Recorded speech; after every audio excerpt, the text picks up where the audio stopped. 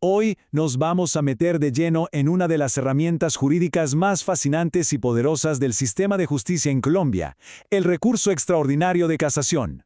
A ver, para que quede claro, la casación no es como una tercera oportunidad para discutir el caso desde cero. Para nada. Es una revisión de muy alto nivel, súper técnica, que busca corregir errores de fondo, ya sea en la ley o en el procedimiento.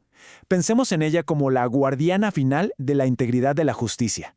Para entender bien cómo funciona, vamos a seguir una ruta muy clara.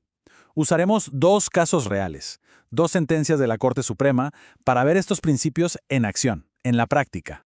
Y es que todo recurso de casación empieza con una historia.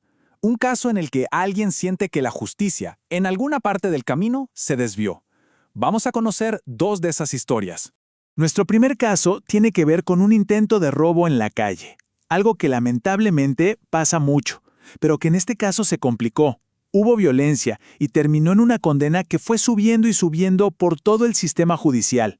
Los hechos, así leídos, parecen bastante directos, ¿no? Pero como vamos a ver, el diablo está en los detalles, y el problema aquí radica en la precisión jurídica de cómo se calificó ese delito. Ahora, en el segundo caso, tenemos una situación distinta. Hay una condena por lesiones personales y, en el momento de la sentencia, la defensa hace una petición clave que simplemente fue ignorada por el juez. Se creó un vacío legal tremendo. Bueno, ahora pasamos a la demanda. Aquí es donde la cosa se pone técnica. El punto crucial es cómo se arma el reclamo. No basta con decir no estoy de acuerdo. No, hay que señalar un tipo de error jurídico muy específico, uno que esté reconocido por la ley, para que la Corte siquiera considere el caso. En nuestro primer caso, el abogado defensor alega lo que se conoce como un vicio de estructura. Específicamente, acusa una violación al principio de congruencia. Esta tabla lo explica perfecto. Fíjense, por un lado, la acusación oficial de la Fiscalía desde el primer día habló de un delito en grado de tentativa. Pero por otro lado, el resultado final no reflejó eso con exactitud, y esa desviación, por pequeña que parezca, puede ser un vicio fatal para la sentencia. Y en nuestro segundo caso, el error es de otro tipo. Es un error de motivación. La ley no solo le exige a un juez que tome una decisión, sino que le exige que explique por qué la tomó. Y hay varias formas en que esa explicación puede fallar. Y aquí está, clarísimo. El error fue una ausencia absoluta de motivación.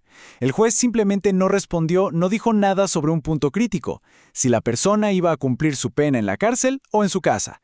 Y eso no fue un simple descuido, fue un error jurídico. Bien, ya entendemos los errores que se denunciaron. Ahora viene lo bueno, cómo los analiza la Corte Suprema. Una vez que los casos llegan a este nivel, los magistrados aplican un bisturí jurídico para desglosar cada argumento. Esta era la pregunta del millón para el primer caso. ¿Realmente la sentencia final se correspondía con la acusación específica de un delito en grado de tentativa que se manejó durante todo el proceso? Y la respuesta de la Corte fue un sí rotundo. Concluyó que la falta de congruencia no era un simple tecnicismo. No, señor. Impactó directamente la pena, el castigo que se le impuso a la persona, y eso es una violación a una garantía fundamental. Y para el segundo caso, la cuestión era esta. Esa omisión, ese silencio del juez ante una petición tan importante, ¿es un error tan grave como para tumbar toda una sentencia? El razonamiento de la Corte es contundente. Lo que nos dice aquí es que la libertad de una persona es un asunto trascendente, no es cualquier cosa.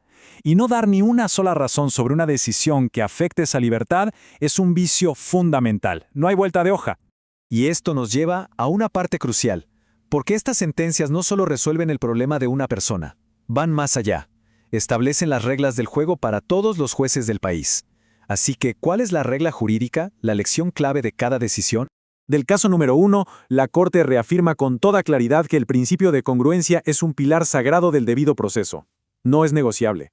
Y del segundo caso nos llega este recordatorio potentísimo. La justicia no solo debe hacerse, sino que debe verse como se hace. Y eso solo se logra con un razonamiento claro, lógico y explícito por parte del juez. Y llegamos a la parte final. El veredicto. ¿Cómo terminó todo esto y qué legado dejan estas decisiones para el derecho en Colombia? Pues miren, en ambos casos la Corte Suprema intervino. En uno para casar la sentencia, es decir, anularla y corregirla, y en el otro para decretar la nulidad. El mensaje para los tribunales inferiores es clarísimo. El rigor procesal es fundamental. 2 casos, 2 errores de fondo que fueron corregidos y, lo más importante, 2 precedentes muy poderosos que fortalecen el Estado de Derecho.